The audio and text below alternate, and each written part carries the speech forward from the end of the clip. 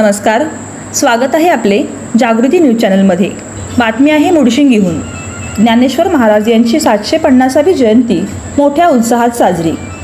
हातकणंगले तालुक्यातील मुडशिंगी येथील ग्रामपंचायतीच्या वतीने संत ज्ञानेश्वर यांची 750वी जयंती मोठ्या उत्साहात साजरी करण्यात आली। गावातील वारकरी संप्रदाय, महिला यांनी टाळ मृदंगाचा गजर करीत संपूर्ण गावातून ज्ञानेश्वर माऊलीची पालखीतून मिरवणूक काढली। हरिभक्त परायण संजय पाटील यांनी ज्ञानेश्वरांच्या अभंगातून जीवन जगण्याचा मार्ग सांगितला। वयाच्या 16व्या वर्षी ज्ञानेश्वरांनी भावार्थ दीपिका म्हणजेच ज्ञानेश्वरी नावाचा ग्रंथ लिहिला। सर्वसामान्यांना समजेल उमजेल अशा भाषेत रचना करून अध्यात्माचे ज्ञानामृत त्यांनी समाजाला दिले, अशी माहिती त्यांनी यावेळी दिली। यावेळी उपस्थित लोकनियुक्त सरपंच गजानन जाधव, ग्रामपंचायत सदस्य विनायक इंगवले, अझर पेंडारी, ग्रामपंचायत कर्मचारी प्रमोद गुरव, प्रदीप कांबळे, उमेश शिंगाडे, विठ्ठल रुक्मिणी मंदिर जीर्णोद्धार समितीचे अध्यक्ष संजय शिंगाडे, उपाध्यक्ष सहदेव इंगवले, तंटामुक्त अध्यक्ष निवास चौगले इत्यादी मान्यवर यावेळी उपस्थित होते। या कार्यक्रमाचे आभार हरिभक्त परायण संजय पाटील महाराज यांनी केले।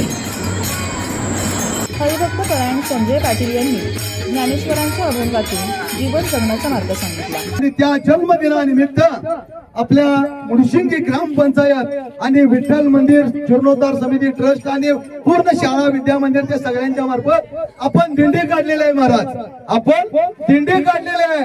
महाराज स्वतःसाठी मागितली असत्या त्याला भीक म्हणतात, स्वतःसाठी मागितली त्याला भीक म्हणतात, परिवारासाठी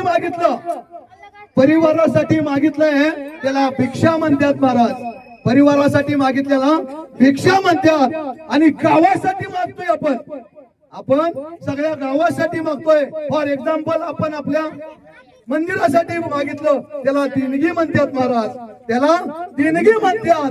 आणि सगळ्या जगासाठी मागितलं, सगळ्या जगासाठी मागितलं, सगळ्या विश्वासाठी मागितलं, ज्या माझ्या माऊलीने मागितलं, ज्या आपल्या ज्ञानेश्वरीने मागितलं त्याला पसायदान म्हणतात, त्याला पसायदान म्हणतात। रामकृष्ण।